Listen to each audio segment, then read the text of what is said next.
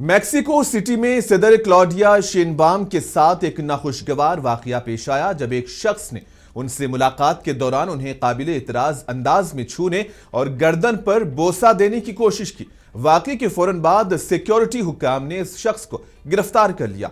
यह वाकया मंगल के रोज सदारती महल के करीब उस वक्त पेश आया जब शेनबाम अपने हामियों से मुलाकात कर रही थी। सोशल मीडिया पर वायरल वीडियो में देखा जा सकता है कि एक शख्स उनके करीब आकर कंधे पर बाजू रखता है और कमर को छूता है, जबकि बोसा देने की कोशिश भी करता है। सिक्योरिटी एहलकार ने फौरी तौर पर मुदाखिलत करके उस शख्स को पीछे हटा दिया।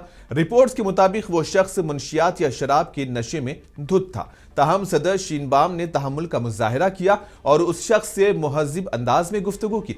तस्वीर खिंचवाने पर रजामंदी जाहिर की और जाते हुए उसकी पीठ भी थपथपाई। वाक़ये के बाद वजारत ख़वातीन और दीगर सरकारी हुक्काम ने इस पर सख्त रद्द-ए-अमल जाहिर किया।